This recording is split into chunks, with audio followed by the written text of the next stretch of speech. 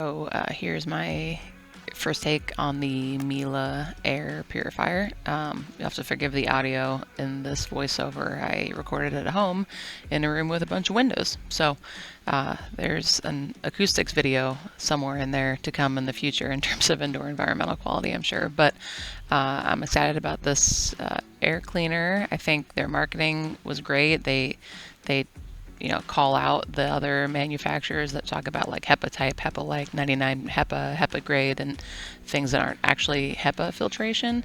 And yeah, I'll talk more about that in the video. So enjoy. All right, so here's a new air purifier. This is the Mila.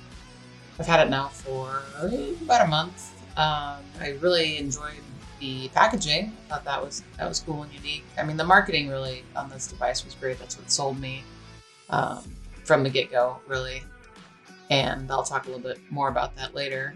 But here is the filter I got. Of course, the overreactor. They give you a couple options for upgraded filters. This one's a HEPA filter with carbon, and then you can also get the socks to go on top of it. Here's the packaging. 100% recyclable, that's always good. Super easy to get out of the box. So here's the device. Cool design. That's always, a nice feature as well. Not expected necessarily. I'm more about the performance, but nice looking little air purifier. Here's the socks you can get that go on the outside of the filter and just extend filter life. I think those come in a 4-pack, so that's another upgrade you can get.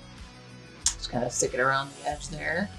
And the Mila actually comes with a standard filter right inside here. So keep that in mind before you unbox it and just turn it on. But put in that upgraded filter. And then I thought, let's look at it inside. There's the fan. There's the device. All right, let's get that filter back in there. Looking good. So here it is running, goes through some calibration, gives you air quality, alerts. A lot of ours right now are based on particulate matter and cooking and things like that. The app itself, the design of the app is really great. You can add, it's intended obviously to have multiple rooms, multiple devices. It's gamified, it shows all your stats right there and a little bit of history. This is definitely a consumer device, so you're not going to like go online and download all the data or anything like that, but they give you all the good background on all the different parameters that you're monitoring to. So you get your PM 2.5, your PM10 here. You can see there's some cooking spikes we had happen. Humidity, relative humidity is low. Welcome to winter in Nebraska. Then temperature, actually, we had a pretty mild winter, so I shouldn't complain about it. VOCs and CO2 and CO, I guess. I'll talk about that a little bit more later, but you'll notice mine here are pretty flatlined right now. So that was, if there's anything I'm a little bit bummed out by, it's that. But there's a lot of cool modes also that go along with the device. You got the bubble boy mode and child lock mode. These are really intuitive. You can kind of pick up what they mean and what they do and why they do it. Enable, disable from the app.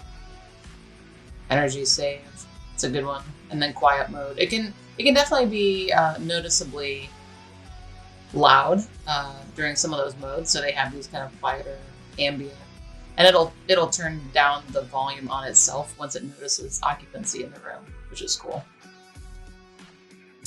Oh, and then it makes me laugh. I just appreciate this stuff so much. Like, it's intuitive. It's trying to make air quality available for everyone. So good job, Mila.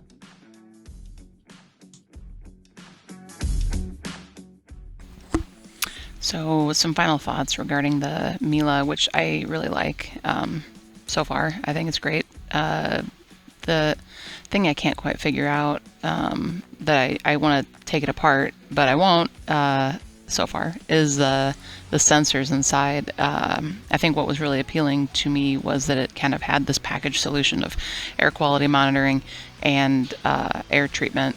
But come to find out that the CO2 sensor is not an actual dedicated sensor. It's like a relational CO2 based on the VOC. So I found this out because I noticed that essentially the CO2 and the VOC levels as shown on the app were just flatlined for quite a long period of time.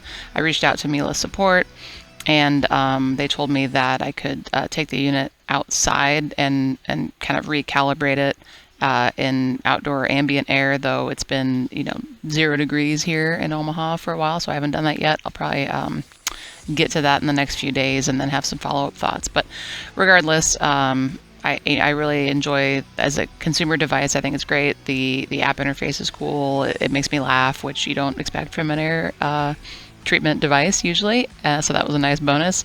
And I think the best thing is just the kind of their marketing approach in terms of transparency. They're not trying to be something they're not.